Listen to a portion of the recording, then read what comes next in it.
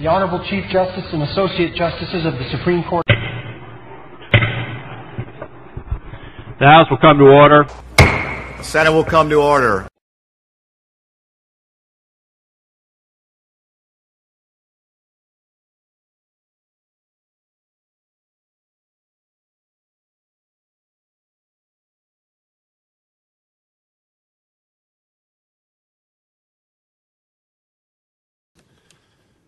The question is, shall the joint resolution be adopted? The chair recognizes Representative Murray.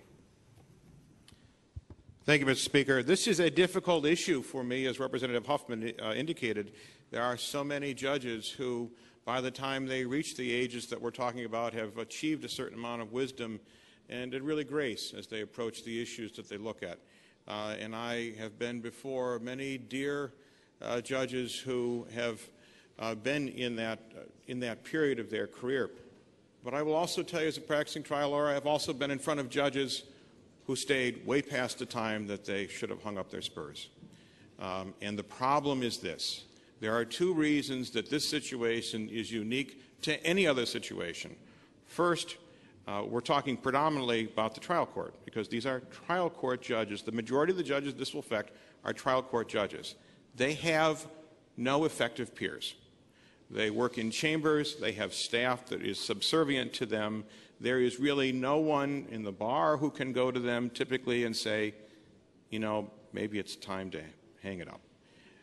The other problem that we have is that this is the longest term under the Constitution, a 6-year term at a relatively advanced age when you're going to have this kind of incredible power over individuals and you don't really have peers to be able to tell you when it's time to step down is a real risk.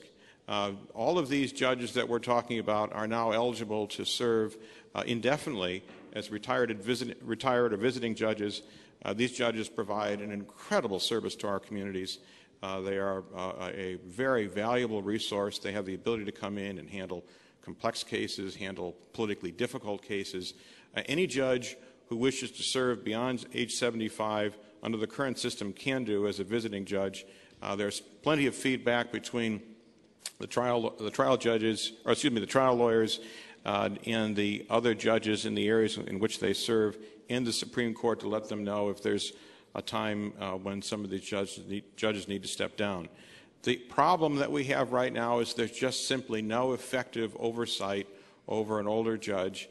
There have been very few referrals because of a judge that has cognitive impairment. We asked for that information. There were only 2 instances that could be found out of the hundreds or really thousands of judges who have served in recent years. And for that reason, I think giving this resolution approval and putting it on the ballot is something that is bad policy for the state of Ohio. And I would point out that the Prosecuting Attorneys Association indicated that they believe that the 70-year limit has substantially improved the overall quality of the judiciary. I share that view and would urge defeat of the resolution. Thank you. Question is, shall the joint resolution be adopted? The chair recognizes Representative Oakey.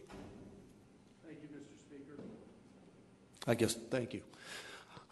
First of all, folks, I had a little bit of concern because I knew that I was going to have to stand up and turn my back on a judge with a gavel, so I'm kind of delighted that the Speaker has moved over and we have disarmed him. Having said that, I stand in opposition to this resolution. Folks, this is no ordinary piece of legislation. You are asking to take the extraordinary step of amending the Ohio Constitution, something that I take very serious, and I think all of you should take very serious. And what is the great public urge or need that demands this radical step? Judges want to remain on the bench longer and beyond their 75th birthday. I ask you to please consider what the current system allows. If you're age 69, you can run for election. You can serve a full 6-year term till you're age 75. Do your job well, and when you get off the bench, you're rewarded with even longer service because you get to sit by appointment and you get to serve in a continuing capacity. There was an unofficial rule by Chief Justice Moyer that basically said, we'll allow you to go out to age 80. Now I understand that they're going to waive that rule so that a judge could serve beyond his 80th birthday or her 80th birthday, and if they feel that judge is capable, go on indefinitely, and in that way serve the bench in the community from which they are from.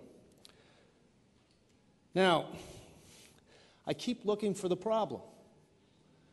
There is no problem. The system works. It works perfectly fine. The Constitution does not need fixed. If it ain't broke, folks, don't fix it. And that's what this situation is all about. Some judges, by the virtue of their birthday, may not be able to serve a full term to age 75. But even if they're precluded, they're still getting the benefit of serving by assignment.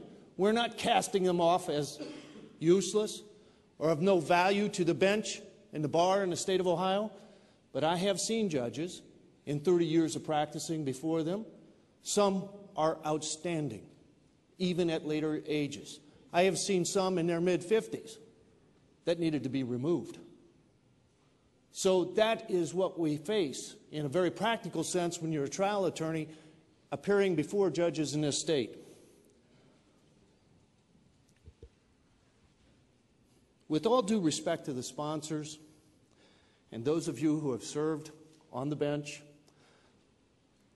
this legislation is nothing more, folks, than job retention for judges.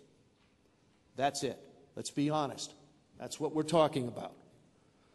Admittedly, some judges past the age of 75 are going to be as sharp as a tack and should be able to allow to be continue to serve, and they are, and they will continue to serve under the current system. Unfortunately, there are others that are not as productive, and that by legislating this particular amendment to the Constitution would be allowed to continue to serve in a very unproductive capacity and well beyond their productive years.